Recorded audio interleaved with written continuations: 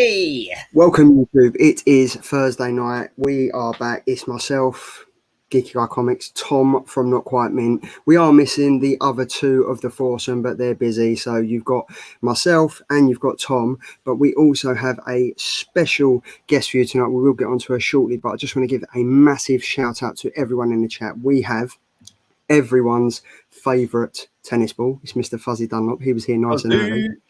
We've got GP Venom Comics and Collectibles. Thank you very much for joining. We've got King Shark himself, it's Nanawe. How are you doing, sir? Thank you very much for joining. It's Phil, Comics Talk Weekly. This is his best way to spend his last working hour at work in the States. What better way would you want to spend it, eh? Yeah, we have gruesome twosome. We've got the Optimist UK. We've got Mr. Scott Shelf, who is in London this week. He's on a call, so he's probably in a hotel room because I did notice he did his show last night from a hotel room. So massive shout out to you for joining there, mate. Hydra Collectibles. We have... Who else have we got? We've got the Padawan Collector. We have Mr. Sheldon Buckert. Thank you very much for joining, sir, and massive congratulations on them comic covers you've been smashing out. Very, very well done, especially on... The Radiant Black and Something is Killing the Children was amazing. And who else have we got? And we've got Phil's Nerdiverse. Thank you. Massive shout out to everyone who is taking their time out on a Thursday night to join the gruesome twosome for the Killer Comic Show. Now, backstage, we have a fantastic guest. Without further ado, I'm going to bring her on. It is Miss Latoya Morgan. How are you? Thank you so much for joining us. I am good. How are you guys? Very well, thank you. It's amazing having you on. How have you been? You have been very busy. You're very active on Instagram and stuff like that. So thank you for taking the time to join us on the Killer Comic Show on a Thursday night. So yeah, it's great having you on. Thank you guys for having me. I love the stuff you were posting about Dark Blood. So I was like, yes, I will be on. Thank you for the invite. Yeah. I'm very, very excited for everyone that's in the chat and to talk to you guys. We are comics through and through. There's normally four of us that do the show. We've got Andy from Perpetual Comics and we have Ben, the Attention Seeking Geek. I think Ben's taking a week off because I had a couple of weeks off, and then Andy's very busy at work. So I'm actually in a different setup because I'm in my bedroom isolating because I've caught COVID. So I've got to sit in my bedroom. Yes. So I know. Yeah, I'm okay. I'm feeling all right. My three children are in their bedroom. My wife's downstairs, so we've kind of had to rejig everything. But I've kind of took the studio with me where we're going and stuff. But so how have you been? You have been. I mean, for people in the chat that don't really know much about you, did you kind of want to break down what you've been doing? Because I've put some slides together. We've kind of got. You've obviously done work on The Walking Dead, Into the Badlands, and then obviously you have Team Marilyn, which is out now. Is it out now? Yeah, Team Marilyn is a short film that I did last year, and now it's on the Stars Network. So if you have the Stars app, or you can just go, if you have cable, you can watch the film. It's a really fun little short, and I'm very excited that a wider audience is going to get to see it now. Yeah, see, because obviously, is Stars on Disney Plus as well? I think it is. I think Stars features on Disney Plus now. You can access it through Hulu for sure. Okay. The cast that I put together for it is really wonderful, and we had a great crew. Women working on it, a lot of people of color working on it. So it was really, really exciting project. Now, it does seem I'm very enthusiastic about watching it. I mean, I think we've got a few comments in the chat. I mean, I think The Walking Dead, right? It's fantastic. I mean, it's been Robert Kirkman has absolutely done a fantastic job in the comics, in the way it's transcended into the TV show and everything like that. So you've done, is it 4 episodes so far? No, I'm a producer on all of the first half of season 11, and I've written 2 episodes for The Walking Dead. So I wrote one in season 9 called Guardians. Yeah, that was really fun. Yeah, that was awesome. Yeah, and I mean, Alpha is one of my favorite characters, so it was really great to write for Samantha Morton, who is a brilliant actress, and to give her a really great speech in that episode. That when I sometimes will watch on YouTube when people do the playback and they'll have their reaction to what's happening in the episodes, and I was just dying laughing every time they would get to that speech, and she would reveal like how she treated her daughter, and everyone would be like, "Oh my God, she's the worst," and it made me very happy. So. But I mean, it is. I mean, Walking Dead is its own entity, really. To be honest, I mean, because obviously it started with the comics, which are very black and white, and I think that kind of grabbed your attention off the bat. Have you read any of the Walking Dead comics? Oh yeah, I was a massive fan of the comics from the beginning. See, because that kind of grabbed me in, and then sometimes when a comic transcends over into a TV series, you're kind of like, is this going to work? Is it going to be able to portray it and stuff? And I think it really is doing it. I mean, I think it has had its dips in the show where it's kind of dipped in and then you've kind of lost interest for a bit. But season 11, Latoya, the first 2 episodes are just... Listen, like we talked about that in the writer's room so much. It originally was supposed to be 1 episode, and then it just expanded. It got so big that we had to make it a 2-parter. But it's really about putting those characters in really difficult positions. We have a bunch of people who are coming back. We have Maggie, and then the whole powder keg with Negan, and what's going to happen with that. And I will give no spoilers, but I will just say keep watching, because it is interesting things are on the way. Well, because like straight off the bat, like the Poptimist has said, straight off the bat, Latoya, please let Negan be the last man standing. Oh, mate. You know, it's so funny. Like, so many people love Negan, so many people hate Negan. So it's just amazing, the fan base that he has. It's incredible. He's definitely one of those characters that obviously he started off as he did, and then as it's developed, he's slowly become a bit of a fan favorite. I mean, I really like him. I like his. To be fair, you can't disagree with his style. Listen, he has swagger. He gets the best lines. He gets to bash people in the head with his skill. Yeah. And Jeffrey Dean Morgan, he has those dimples. So we love it.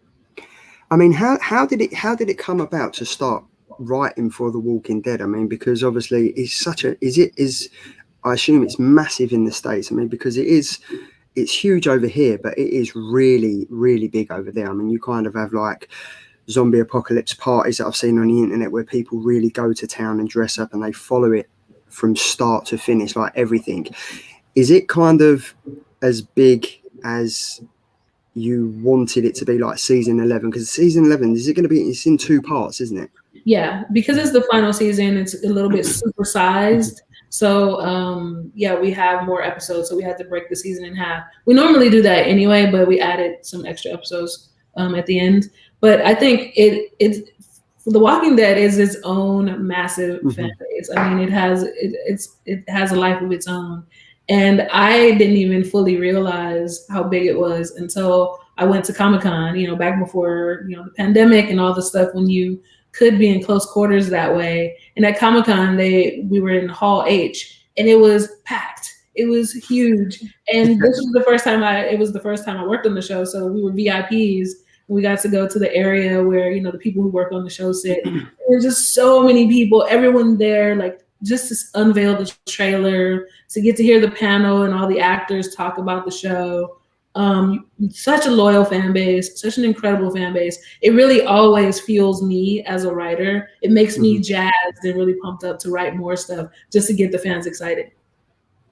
I mean, because it is like season 11, like as Perpetual says, straight off the bat, it got into it. And I mean, Negan, I think it was it the end of season 10 when it was Here Comes Negan? And it kind of, you fall in love with him, even though, like, I think I was only watching it the other day, on the most horrific scene I think I've seen on TV is when he's got Lucille and he just eeny, meeny, miny, mows Abraham and then Glenn. I didn't think I could, like, as a viewer, I didn't think I could forgive him for that. But I kind of have, because I'm like, you're kind of seeing a side of him now where you don't want Maggie to take anything out on him. You kind of think, well, he's trying to, everyone deserves a second chance. Is she going to give it to him? Has she got an ulterior motive? And I'm so excited about season 11 that I haven't been since probably about season 8 or 9. Mm-hmm. And I think you've done a fantastic job by literally from the start. You've gone straight in, all guns blazing. And what I like as well is it the Reapers or the Reapers? Yeah. Yeah, the Reapers. They're not from the comics. So this is something totally new. Yeah. So for me as a comic reader, I'm like, okay, right now we're starting something new, and I've piqued my interest again, because it's up until now it's kind of followed the comics loosely to where you've had certain deaths, and I think in the TV show Herschel lost his arm, but then we find out Rick loses his arm in a TV show and stuff like that. Mm-hmm. So it's kind of all that. But I mean, is it hard to put this together, to constantly think of, this is how we're going to pique the interest now, this is how we're going to keep the viewer, we're going to do something that we haven't done in previous episodes? Because I mean, this has been going on for what, 10 years now? Yeah. And I'm coming in like late to the party. Mm-hmm. I always watched the show, and I was always a fan of the show. But to the show's credit, we have a great showrunner in Angela Kang. She's came on recently in season 9 till now, and we have Scott Gimple, who is kind of overseeing the entire Walking Dead universe. So they worked together since season 1. So it's a great collaboration, and no one loves the show or the comic books more than they do. So they're good captains at the helm, and so we come in with our new ideas. And like you said, for the first 9-10 years, we were inside the box of what the comics were. We could take some liberties and change things, but now it's the Wild West. We can do whatever we want to do. And so it's been really fun to kind of swing for the fences and try some new stuff, and still keep those horror roots and that essence of what Walking Dead is, but then also just do some things that the fans haven't seen before. It definitely feels like the best has been saved till last. Now, for sure. And I mean, I guess it must be a massive shock. I mean, do the cast know how it's going to end? They do not. They do. Oh, I mean, like, some people know certain things and some people know other things. It's we want to make sure that the audience is surprised, and nobody has a chance to like ruin anything for anybody. But as people are filming, they're finding out what the fate of their character. Is this the sort of thing where you're going to film a couple of different endings, and then just kind of, you don't know which one it's going to be until the last minute? We may or may not. I'm not at liberty to say. I can't reveal nothing. Love that. So obviously you did a few things. We've done various things before The Walking Dead. So when you came onto The Walking Dead, was that off the back of Into the Badlands? It was. Yeah. I'd worked on Into the Badlands for 2 years. Had a really wonderful time working on that. I'm a big genre fan. So, Into the Badlands had the martial arts stuff and the action. I always imagine it as like, a futuristic Game of Thrones, but with swords, a lot of like, martial arts fighting. And so that was fun to work on that. And, AMC, who's the network behind Walking Dead, always knew that I was a fan of the show. And so when they heard that Angela was looking to bring in some new writers, they mentioned my name, and then we met and we totally hit it off. And so I was like, yes, I will write for the show, please. I've been waiting for years for somebody to invite me. So it's great. Because the first episode you did for Walking Dead, was it Out of the Ashes? Was it Guardians, wasn't it? Season. So Guardians was the first in season 9, and Out of the Ashes is the one that's coming up in a couple of weeks that I wrote for this season. Yes, because this is I think there's so many Walking Dead fans in the chat. I think everyone is very excited to know that no one knows how it's going to end. Like it's just, and it's quite, and I think it doesn't end until 2022, does it? Because of the way that season 11 is split. Yeah, and we always do sort of a break in the middle. So there's a cliffhanger at the end of we call it season A. So 11A, and then when we get into 11B, that'll be like the end, and it's really like, oh my God, it's coming to an end. So I'm excited for the fans to see what we come up with. Oh my God, is it? I mean, because people that have read the comics, you've obviously read the comics yourself, and the comic ended with, it just ended kind of, it all filtered out, and then Carl is doing his own thing and stuff like that. I honestly can't even imagine how this is going to end. Like how, I mean, what is there? Is there 11 episodes left? Is it 11 episodes? There are 16 episodes. So I don't know how many are left. We only had 2. So do the math. I'm bad at math.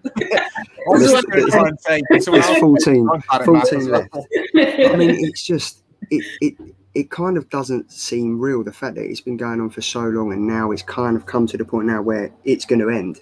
Yeah. Like how do you, in a logical mind, how does it ever end? I guess it can't possibly ever end. And then obviously we still got the Rick Grimes movie hanging over our head. What's going to go on with that and stuff like that. So it's just interesting. It must be so amazing to be part of something that has been around for like 10, 11 years. Yeah, I am so grateful that I got a chance to be a part of it.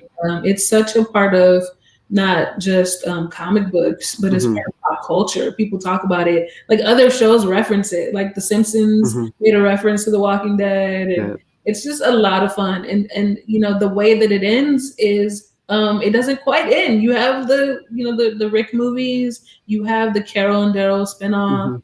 They're working within the Walking Dead universe to create other characters that might spin off. So it's not going to be completely dead. So everybody has stuff to look forward to still. Oh, that's great to hear, because obviously we still got Fear the Walking Dead. Yep. And then they was doing like a web series as well, wasn't they? I don't know about a web series, but I know they have The World Beyond. That's another spinoff. So there's a lot of stuff. Don't worry. There's going to be more Walking Dead in your future. Yeah, no, it is looking very much impactful. I mean, I'm in love with Negan. I think Negan is such a great character. And the fact is you're really starting to see him now. But then you kind of think there's always going to be that slight little bit of nastiness Negan, of what we see of Here Comes Negan. You're such a Negan fan, but how did you feel in the end of the first episode of this season? Sorry, no spoilers for people who haven't seen it. But did you see what he did to Maggie? Like, you were on board with that? Come on. If I'm being honest, I was. Hear me out. I was, because I was kind of like 5 minutes before that, she wanted to put a bullet in his head and she was happy to leave him. And then he was like, okay, but part of me thought at the start of the second episode of, what was it called? Acleon? Yeah. Acleon. Yeah. I thought a hand was going to come down, he was going to pull her up and stuff. But it's interesting that you kind of left it where she didn't go for him after what he'd done. Do you know what I mean? So I think there's going to be that tension there. Obviously, there's going to be that tension there over the massive thing that happened, but I'm interested to see what's going to happen, because he's got to be constantly looking over his shoulder, but she's got to be looking over hers as well, because a big thing happened between the two of them that you can't quite get over. Like, I know people who've been still devastated by what happened, with Glenn, and so I don't think Maggie's going to forget that anytime soon. And so we would have huge arguments in the writers' room about that. All sides of the argument about, should she forgive him? Should she not? Are we past that? Has he served his time? Does he deserve redemption? And these are all things in our arguments in the writers' room that the characters are going to say on screen, in the moments. And so we'll see where that leads. Well, this is interesting, because the optimist just said, I'm going to move it to the top because that's rude that I cover you while I'm talking. It says, controversial, but can see a bit of sexual tension with Maggie and Negan. Oh my God. I guess anger does sometimes read as sexual tension, but I'm fairly sure there will be nothing like that between Maggie and Negan. No hanky panky. No hanky panky. But so obviously that's Walking Dead done, and we're very much looking forward to that. But then into the Badlands. How did that whole portrayal and everything come about for that? Yeah, I mean, Al Goff and Miles Miller, who are they created Smallville, and they also created Into the Badlands. They had done the first season of Into the Badlands, which was a shortened 6-episode season, and they were thinking about doing a second season. So they called me up and we had a meeting and we talked about it, and I got to watch the first season, which I thought was really fun, and I loved it. And we sat down and I talked to them about ways that I thought we should expand, the show. And one of my favorite characters was the widow. And so I was all about the widow all the time, and how is she going to rise in the ranks, and really learning more about her character and her backstory. And that's really what we tried to do for season 2, really deepen everybody's characters, give Sonny a goal. He was taken out of the Badlands. How does he get back into the Badlands? So it was so much fun to come up with that stuff. And then, part of our homework was always to watch a lot of, martial arts movies and action movies. So you can't go wrong with that. Yeah, that just sounds like an ideal job. I'm in. I'll do that. I'll do that as a job. So I mean, even the Badlands is post-apocalyptic genre and stuff like that. So moving from there into The Walking Dead was kind of obviously like, it might have been like a walk in the park for you. But the fact is that I really think Sonny is a great character. Like, he's like a lovable rogue, and obviously he's like one of the main characters in it. But the mix of the martial arts and the kind of sci-fi elements to it, it's such a great show. Yeah. And it must just be so good to work on something like that. It was really fun, I have to say. And Daniel, who plays Sonny, he was so game, and he always, first of all, he does all his own stunts. He does all his fight sequences. So right away, hats off, because he's such a badass doing all that. And then he also cared so much about the story. And so he would sometimes come to the writer's room, and we would talk about the things that we had planned for him. And he was really game for anything. And my favorite part was that, when we were producing the episodes, I got to go to Ireland, which is where we shot. And so I got to be on set and, just traveling around Ireland and going to different locations where we were shooting. And that was a really phenomenal experience too. Did you go to the Guinness factory? Did I go to what? Did you go to the Guinness factory? Oh, no, I didn't get a chance to do that. I was too busy shooting. I wish. I did have some Guinness at several pubs. So I feel like I did my due diligence visiting already. Can't go wrong with a good Guinness. The thing that I was shocked about is that the Badlands, I'm only like halfway through season 1 and stuff, but it ended. AMC cancelled it after season 3, didn't they? Which I think the last episode was in March 2019. So, I mean, why was that? Was it just not in the States? Was it just not getting as much interest and attention as they thought it would? Yeah, I'm not sure. That's a question for the network. I feel like we had a really passionate audience. We had, so many people who were fans of the show. We had a great cast. We had great stories. We had plans for what we wanted to do before. On its face, it's a really expensive show because, we would have our drama unit, which would do all our dramatic scenes. And then we would have a complete separate fight unit because all the fights were choreographed to the letter. So we needed a whole other crew in order to do that. And so I think, at the end of the day, part of it, what does the money make sense? The business of it all. But I don't think it was for lack of story, because we had a ton of really fantastic things that we were planning, that we were chomping at the bit to do. And so we were kind of disappointed that we didn't get to do them. Oh, what a shame. It is a shame. Do you think there's any chance for a spin-off with Sonny kind of just to go off and maybe? There's always hope. I have to say, people are resurrecting shows left and right nowadays. So maybe there could be. Do you reckon you could pitch the season 4 to Ross Ritchie as a boom? You know what?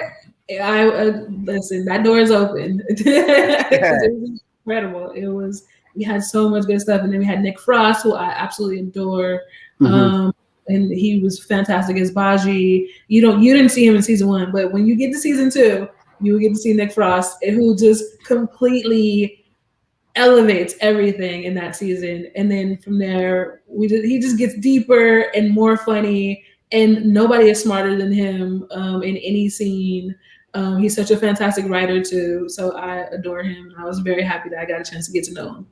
That's quality. It must just be good to work with such good teams and like have the surrounding of everyone like is involved in it and stuff like that. It must just be so great to be like a writer and a producer and stuff like that. So how did you get into that to start off with?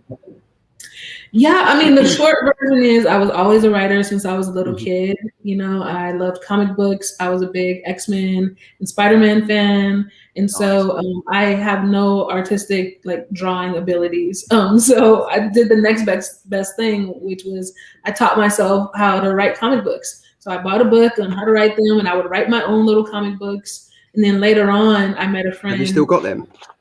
Yes. You have? Oh, wow. Yes, I feel like we my need mom these. has them. Yeah, my mom You'll have to has share them. them on Instagram. I think that you'll have to share them. And so it was just in me. And I love genre. I love sci-fi. I would always watch Twilight Zone. Like you can't see it above my shoulder, but there's an X-Files poster here. And of course I have E.T. Love above X-Files, yeah. And so I've always been drawn to that. And, you know, then I ended up going to film school at AFI, the American Film Institute, which is a wonderful grad school. And so I got to, you know, really hone my craft as a screenwriter. And then I ended up applying to a couple of different fellowships in the States. And one of them is called the Warner Brothers Television Writing Workshop. And that ended up being how I've heard of that one. Yeah, it's really great. It's a wonderful, wonderful program. And that's how I ended up getting my first job on Shameless. Nice. Because that's the American adaptation of our the American version, yes. Yeah. Yeah, because that's totally different to what you've kind of been doing recently. Yeah. Like Shameless is, I mean, in the UK, it was one of the biggest shows on Channel 4. I think it went for like 7 or 8 seasons, and it was just literally, it just showed the down and out UK drug, drink and society and everything like that. But I mean, in the US, you had some fantastic actors on it, and it just kind of, it was great to see how you portrayed it, because obviously the States have done that with The Office as well, with Steve Carell playing The Office. We had Ricky Gervais over here who made an appearance in the show. But I mean, it's great to see how these things get adapted, because obviously you over in the States, you've got different opinions and different humour towards what we've got, like British humour and the US humour and stuff like that. So it's really good to see, like the Shameless in the US. I just thought it was something totally different, but there were still essences of the British humour. Yeah. Did you kind of make a conscious effort to make sure that came across? Yeah. When I came onto the show, I came on in season 2 of Shameless. And so I think in season 1, they wanted to really do an homage to the British version. And so it was really beholden to a lot of, not completely, but a lot of the tentpoles that were set up in the original. And then in the second season, you know, the showrunner and executive producer, John Wells, who is an incredible, incredible writer and producer, he wanted to do it as the Wild West. He was like, let's just do whatever we want. Like, let's just take these characters and run with it.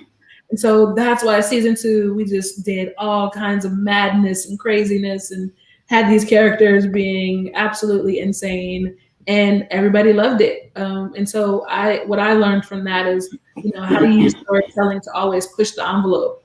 And I love family stories. So it was something that I was really happy that I got to do. And it's a great dysfunctional family, isn't it? A very great one. Dysfunctional family. I mean, this show's a dysfunctional family. Yeah. It is this show is a dysfunctional family. And then also you kind of did Turn, which was obviously another dark and disturbing show, which was great as well. So you kind of have something that you're good at and you work with, don't you, Latoya? Really, let's be honest. I know people always tell me when they meet me, they're like, "You're so nice," because I write, you know, such dark and like crazy things.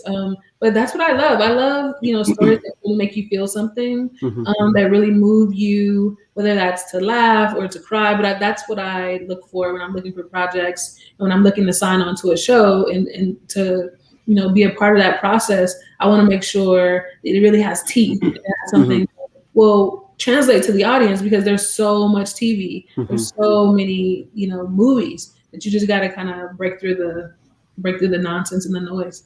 Yeah. And then if we go on, Tom. I was just going to say, was it a real honor to be nominated for your awards for the when you were working on Turn? Oh my goodness, it was beyond honored. I may have gotten a little misty and shed a little tear. And I finally knew what people said, when people say it's an honor to be nominated, it truly was. Just to be mentioned in the company with so many other great and talented creators and writers, that was like phenomenal. And then the icing on the cake was that, for the ceremony, there's a beautiful ceremony, and Melissa McCarthy, who's this wonderful comedic actress, made a dress for me. So she also designs and does fashion. So she made this beautiful dress for me that I got to wear. And it was like my princess moment. I got to, be on the red carpet in a dress made by Melissa McCarthy. So it was great. That's so cool. What a cool story. That's wicked, because I mean, that's just awesome. That's kind of like you've kind of been acknowledged for something that you've done, and you kind of feel proud of everything. But I mean, and then if we fast forward from that to Team Marilyn, I've heard nothing but good things about this. Oh my God! Honestly, I've seen you post on your Instagram like how it's been celebrated and stuff like that. Do you want to talk a bit about that? Because I was going to say I don't know nothing about. Well, there we go. What a good segue that was. This is my introduction, and I can't seem to find it on the UK Disney Plus or the UK Star. So if you could sell it to us, absolutely, that'd be great. Oh my God, we have to rectify that situation. It should be available. Or try Hulu. That's all I gotta say. But okay. The short answer is that I really wanted to write and direct something, and so I had written and produced things that I let other people direct, but I really wanted to be the one to sit in the director's chair and figure out the shots and work with a DP. And so I decided. I'll tell you the log line first. It's really about these two people, a husband and wife, who are kind of in this green room or this conference room, and they get some news that they're politicians, and that a news story is going to break that's going to mess up everything, and it's on the eve of a very important election. And so we get to see the two of them in this powder keg trying to figure out what to do, how to figure this out. And it's really about that and what the decisions are made, the truths that are revealed about them, in the moment. And I was really inspired by movies like, I don't know if you've ever seen The Ides of March. Bo Willimon wrote that movie, and George Clooney directed it, and he starred in it as well. It's a political movie, but it talks about the event. But what I wanted more of when I saw that movie was, hey, what happens behind the scenes? Like, what happens when there are no cameras, when no one's looking, when you're just in the bedroom with someone? What are they saying? And so that's really what it's about. It's a 10-minute short, and I shot it over a weekend. I got my crew. I got it. Like, we found a great location, and we were there for 2 days. And we just shot it and got amazing footage, wonderful actors. Sherman Augustus, plays one of the leads, who I work with on Into the Badlands. He plays Moon in season 2. You'll see that when you get to it. And then I had Ingrid Rogers and Corbin Reed. It was a really small cast. And then we shot it and edited it and sent it out to festivals, and it had a wonderful festival run. And then it ended up winning this contest that Women in Film and The Wrap and Lionsgate put on. So it won some prize money, and then it got one distribution on Stars. And so that was an amazing feat that I never expected. It was such a joy, and I'm really proud of it. And we've just had confirmation from the Optimist that Stars is linked to Amazon Prime, a different network to Star on Disney Plus. See, now we know. Thanks, Darren. Thank you for that. Yes, but I know I've seen it on Hulu as an add-on. And then you can go directly to like stars.com, and then I'm sure if you just go on the internet, and you can watch it on your computer too. Because I'm definitely gonna watch it. I love the fact that you did it over a weekend. So is that a case like in the week, just phoning people to be like, are you spare for a couple of hours on Saturday? Yeah. You had to call them and say, like, I had to talk to get the actors first, but then say, all right, can you do it? Like this, it'll be Saturday and Sunday. That's it. I promise. And people were wonderful and gave me their time and their effort and their creativity. That's so cool. I mean, I love the poster of it. In case of emergency, break glass. Like that just looks like that grabs you straight away. You're kind of like, well, what's happening? There's something gone off on the White House. What's happening? Yeah, So thank you. I designed that poster. Thank you. it looks awesome. But honestly, like I think hopefully, here look, Darren he said God bless Google. So that's obviously how we found that, and it's a free trial available at $4.99 a month. Yay! Please check it out. If you're going to subscribe to Stars for $4.99, make sure you do that and watch Team Marilyn. And then while you're at it, give Latoya a follow on Instagram and stuff like that. But, yes. 100%. But so that's kind of your TV and that part of your career done. Not done, that's but that's it done. Finished, done. No more. But yeah, that's kind of we've got loads coming up for The Walking Dead and stuff like that, and that's going to continue. But what we do have is Dark Blood. Now this. Latoya, this is now we call one of the other members of the Killer Comics crew, his name's Andy from Perpetual Comics. We call him the Oracle because 9 times out of 10 he'll suggest a comic, like we do his indie picks that are coming out like a week in advance, and he picked this and he said, this is one that's going to be big, you've got to read it. I'm going to guess it's going to go to second print before even the first copies have sold out. Make sure you get on it.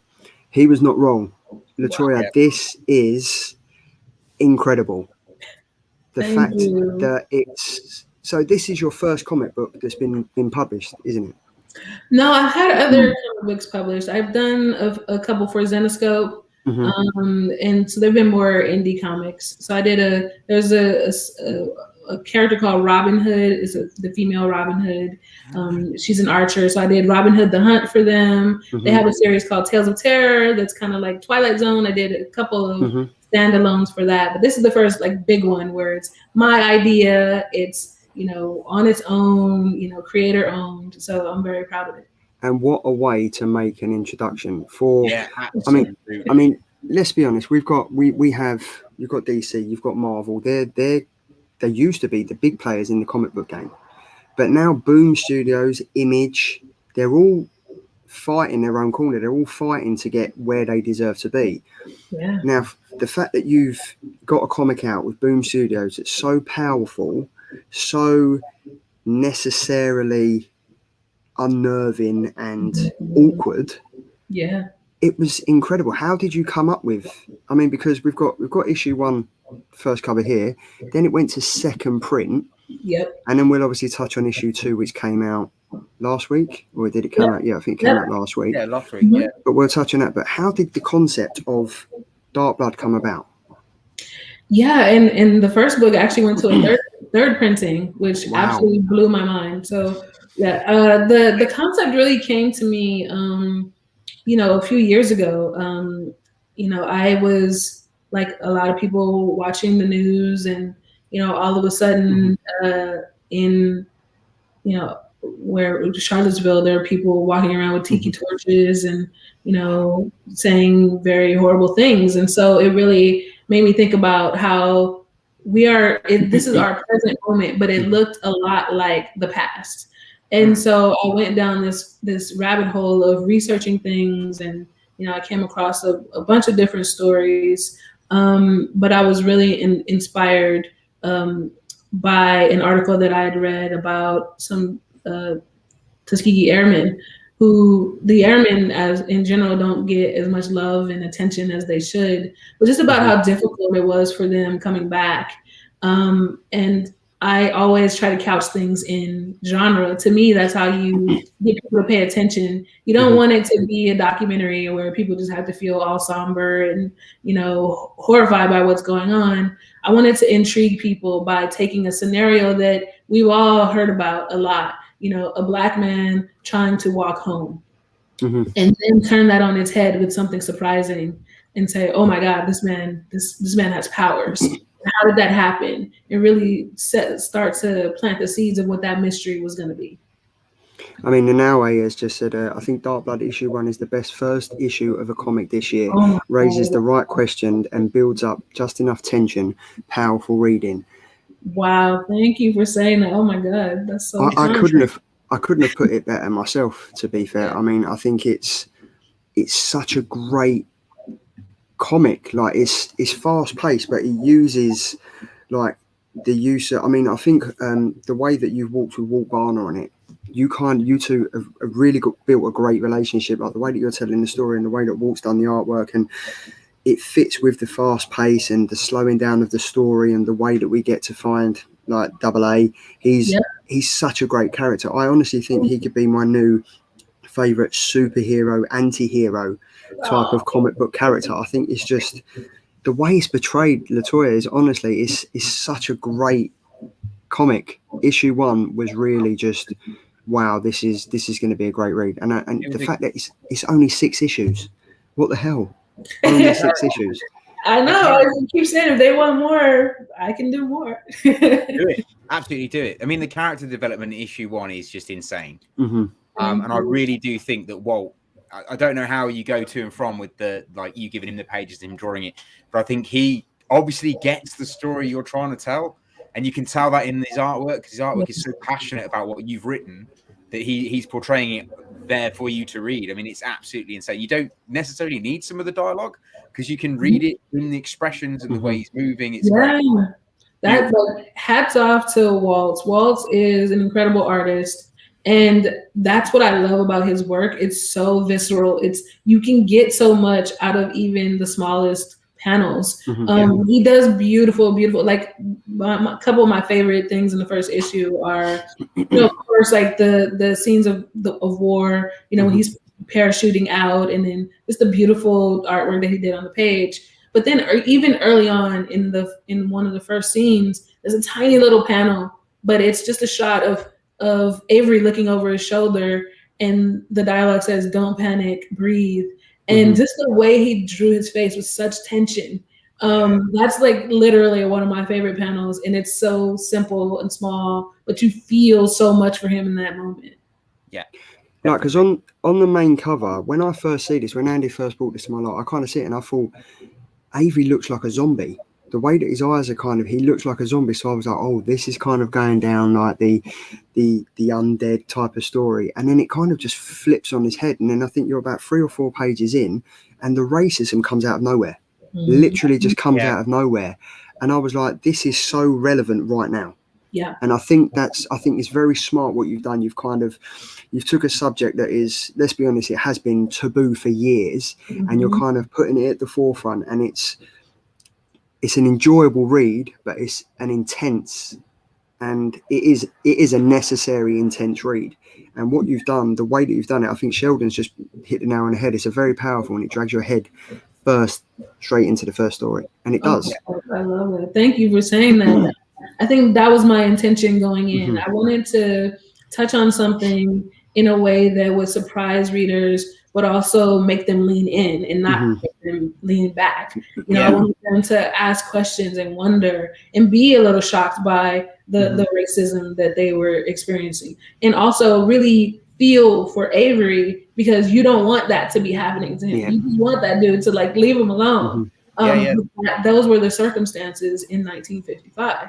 Those and I didn't want to shy away from that. If it would be disingenuous to pretend like those things didn't happen, but to also make sure that in grounding the readers in Avery's life, in his story, that we root for him, despite all that.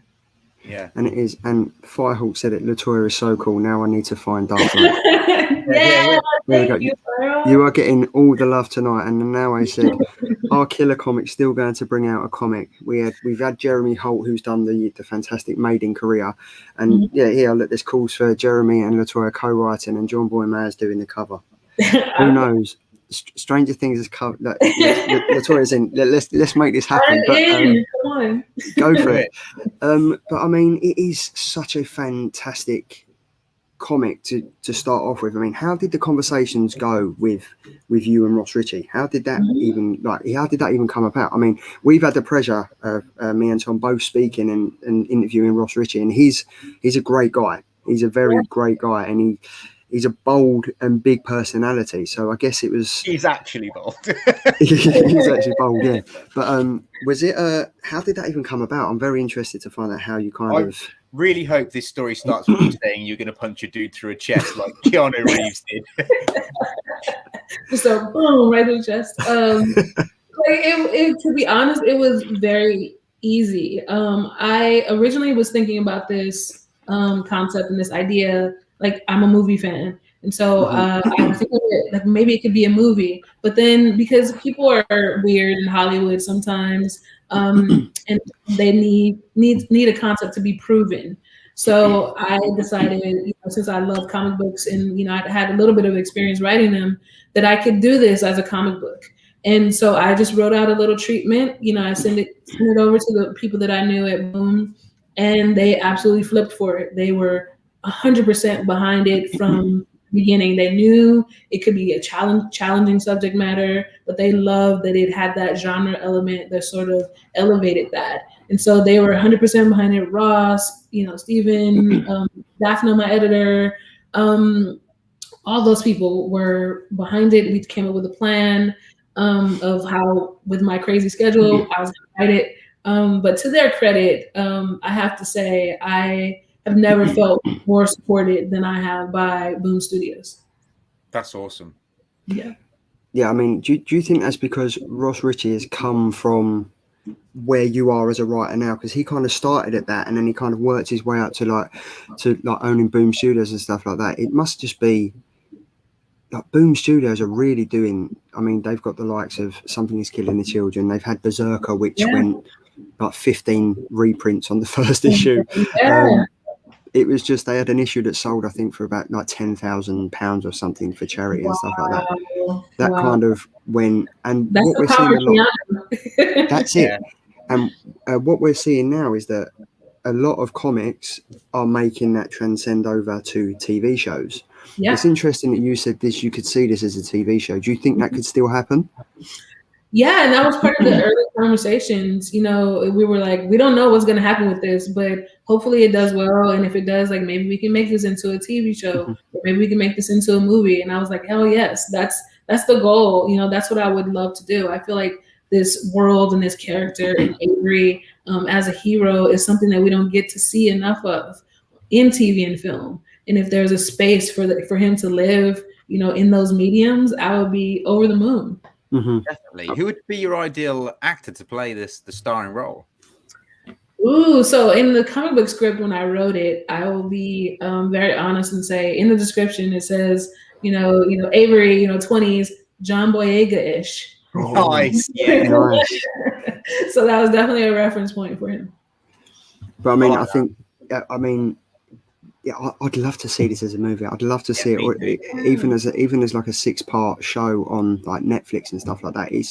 It would work. It would really work. And I guess I've read issues 1 and 2, and I've kind of visualized it as a movie scene, like especially in issue number 1 where Avery's walking down the alley and he's followed. Yeah, I kind of read that as I see it happening. Yeah. And you can see, like, there's only certain comics out that you can read it and you can think, right, this is really going to transcend into like a TV audience and a movie audience and stuff like that. There's definitely capabilities to do that. I mean, was it easy for you going into this comic thinking, well, I know what I'd do if I was doing it as a movie, so I'm going to take things over and incorporate into this comic? Yeah, because I write all of those. I write TV, I write film and comics all the time. And so, with comics, you're just trying to minimalize it and, make it as impactful as possible in a shorter amount of time. You have 22 pages, to do that. And so in my head, I always see movies. So I was like, how to make this into a movie that's on the page. And so it comes naturally now, and it was really easy to jump over and do it as a comic book, but also with the idea of seeing it as a movie. I mean, it's getting amazing feedback. I mean, Sorry I'm Late, love this book. It's an amazing read. Now, I love the way the story blends real world history, science fiction, and a character-driven narrative. What can us readers do to make sure there are more than 6 issues? There we go. Yeah. Oh, I love that question. Please keep supporting it. Keep buying it, keep spreading the word, get more audience, more people to also buy it and get into it. And then, social media, Twitter, Instagram, spreading the word about it. Facebook, those things all help. Those things all matter. I got an amazing shout out by J.J. Abrams. I see that. I was like, I've got to take my hat off to you for that one. That was incredible. And so, like, those things are impactful when people see it, and that lets Hollywood and people who make movies and TV shows know that there's an audience who wants to see this. Like the admirate, like from J.J. Abrams to read the comic and post it. That must be up there for you. It was up there. I gotta say, my mind was blown. I know he's doing like a million different things. Like they took the time to read it and to comment and say such great things. It meant a lot to me. But I mean, you're doing something great. And then, I mean, obviously, so that's issue 1. Issue 2 for me was hard hitting.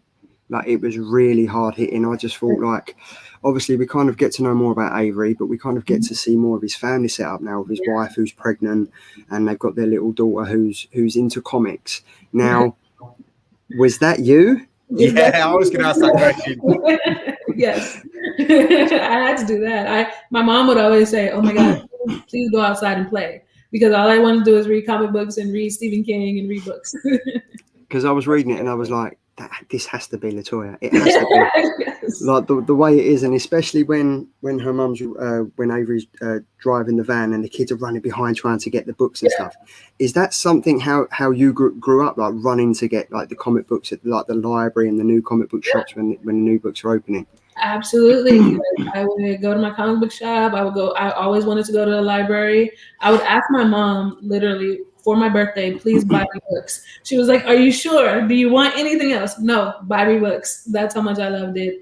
And I ran across a little, when I was doing my research, the idea of these bookmobiles. And that because in the segregated South, a lot of people weren't allowed. You weren't allowed into a library. Yeah. So I really wanted to have that for Emma, for Avery's wife. She's a school teacher as well, but that's what she cared about. And what I want in issue 2, people really care. Obviously, you care about the genre stuff and the mystery, but to care about him as a family man and about, who he loves. Yeah, but you really get behind him in this issue. Like, you can really tell how much he loves his wife and his daughter. He's incredible. You've done a really good job on that. I really hope that when you went to get your comic books, you were literally like her. "Don't touch them; they're mine." Yes. I was just about to say that when she's standing on the back of the van, she's like, "No, don't touch. They're my comics. You touch the books. Don't touch my comics." Yes. Totally. But it is. I mean, like issue number 2, like you kind of, it was quite hard hitting. I mean, like obviously we're still coming to terms with like he's an army veteran and he's kind of dealing with the aftermath and stuff like that. But the way that it follows up issue 1 is just, I found one of the scenes where he gets to work late and he's like, "Oh, don't worry, I'll sort that out." And he gets to work. The racism is really at the forefront in them 2 or 3 pages, especially where he doesn't cook the steak properly and then it's thrown on the floor. And then even his boss is making snidey comments to the police officer. Is something like that hard to write, or is it you kind of just roll with it? No, it is hard, but I think what I wanted to convey in those pages in particular is just the casualness. It's not like someone's like hitting him over the head or he's being it's part of the atmosphere in the air that he is in all the time, and you just have to roll with it. You have to keep going. You have to keep pushing, and still hold on to your dreams and hold on to your hopes for yourself and your family. So I tried to balance it out where it wasn't. What I never wanted to do was to do anything where you just were like, "Oh my God, it's so horrific." But this is like the everyday racism and prejudice that sort of people just had to deal with all the time, and to really be honest and convey that. I think when the kids come in at the end. Sorry for anyone that's that hasn't read the comic yet. I'm gonna pop this up. I'm gonna just do what we know. I'm just gonna pop this up. Spoiler warning. There we go. I should have put it in the middle so I didn't cover my beautiful face. But when the kids come in at the end with the knives and stuff, you really feel like you can. Again, it goes back to the movie. You could really see this happening. Yeah, like you could really see it coming across with like a cafe or a restaurant where they're coming in and they're just causing havoc because they know there's a lonely black man on his own it's not going to do nothing. Yeah. It's very powerful, and I think the way that it's portrayed in this comic, I for one am on the edge of my seat, because you clearly know how these 6 issues end. I really don't want it to happen, but I've kind of got a feeling that something's going to happen to Emma. I am just like, oh my God, and I can't help it. And I don't want you to, like, with no facial expressions or anything, give anything away, because I would never tell. but it's just the way that this story, it's so smartly written, like, massive credit for you for how you've done it. But I'm on the edge of my seat every time I turn a page. Like, what's going to happen to Avery? Now we've been introduced to his wife and child. There's another element to the tension of the story, like what's going to happen to them. It's not just him we're engaged with now, it's his family, it's the aftermath of, like, the war that he's been in and stuff like that. It's a whole elaborate story. And Nanoe said the Killer Comics viewers will do everything we can. I am 100% behind this, because if you've got more issues up your sleeve than 6, we need to get these out. This is definitely. I do, yes. I mean, this could be, and I'm really looking forward to reading this as a trade paperback as well, because is there going to be, like, added elements in it of, like, different elements of the war and sections like that? I don't know, like artwork within, like, the planes that he flew in and the parachutes that he used and stuff like that. I know we're talking about, like, the different versions of what we'll have in the trade. So we haven't settled on it yet, but that's a great idea. I'll push for more of that, because that would be cool. That'd be great. I mean, it's just, issue 3 I think comes out in next month. Yep, next one. And it's one of the comics that I'm really looking forward to now. And I've said it time and time again, I say it on the show again, if I really enjoy a comic, I'll read all the issues before it when the new issue comes out. So we've got issue 3 coming out. I'm going to read issue 1, 2, and 3 again. Read it like a trade paperback, because then the story's fresh in your mind. You feel more engaged with the story. I do think this will absolutely benefit from being a trade paperback. I think it works really well as a standalone book. Each issue has been really, really good. But I really do think as a graphic novel, it will really do, like, make a huge difference. I mean, like, from a personal point of view, I'm uncomfortable with kind of racism in books, but I like that this has made me comfortable with the uncomfortable. And I also like that I really don't like going back and forth through 2 different time periods. It's never been my kind of go-to in books, but I do like the way you've done it. It is, and it's really got me. I'm really intrigued. I want to see what happens. I want to know what happens in the past. I want to know what happens in the future. I need to know them both at the same time. Oh, good. That's what I want. I wanted people to be intrigued on both sides, so that makes me happy. Yeah, I love it, and I really want to know what this emblem is that he's seen. It's so cool. It's coming. And he's like the scar he's got on his back. It almost looks like a tattoo. The elaboration on that. I'm looking forward to find out what that's all about. Good, it's coming. I'm telling you, all answers. It's all wicked, isn't it? I mean, it's such a. I said it earlier. It is such an unnecessarily uncomfortable read, because it's a topic that is at the forefront of everything, and it's. Honestly, I can't sing your praises yourself and Walt Barner. You have smashed this. You have literally, Boom Studios made an amazing decision taking this on board, because I don't think, other than Image, I don't think this would have worked with anyone else. Yeah. I think, like, Boom is such a fantastic company at the moment. What they're doing, the content that they're putting out is amazing.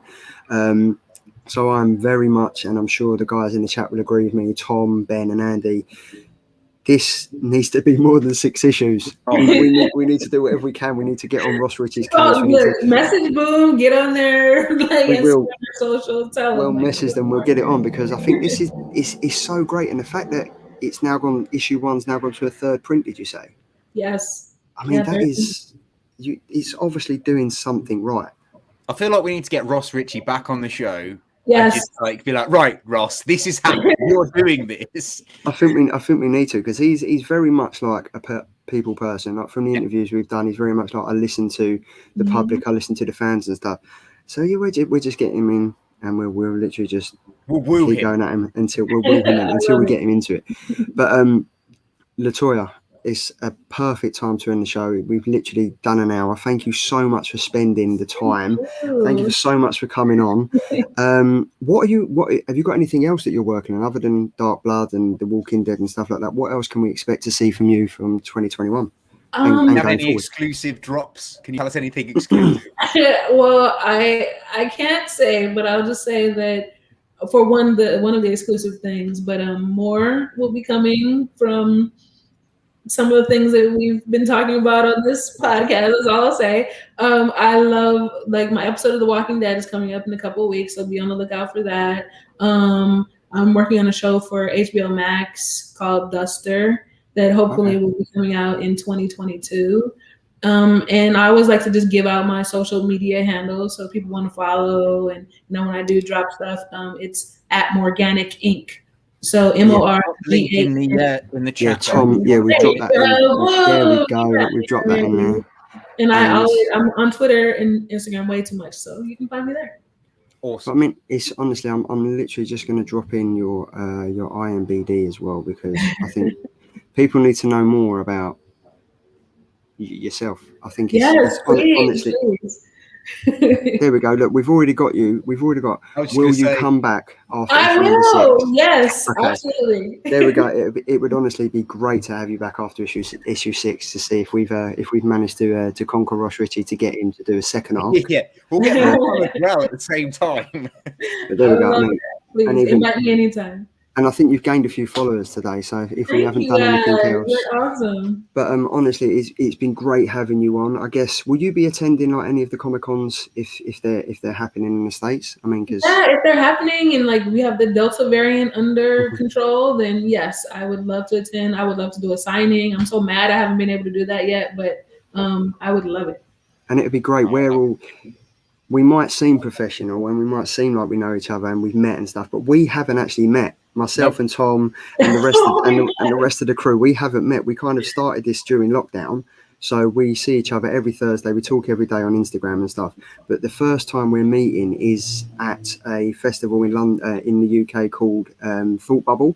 Yeah. So we're kind of doing that. So I mean, maybe in the pipeline we can we've got one of the producers and everything on the show next week, so maybe we can kind of talk to her. Maybe next year, Latoya and Morgan will be at Thought Bubble. So cool. That'd be awesome. But honestly, we'll put your Guinness in at the bar. We'll get your Guinness in at the bar. We will.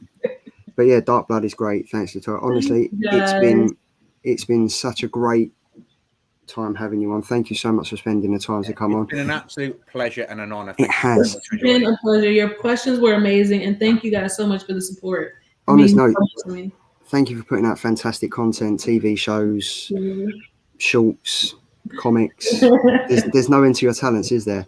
But massive thanks to everyone that's joined us on this Thursday night in the chat. We will see you again next week, and hopefully all 4 of us will be back. So for now, have a good weekend, and we shall see you soon. See you later. See you.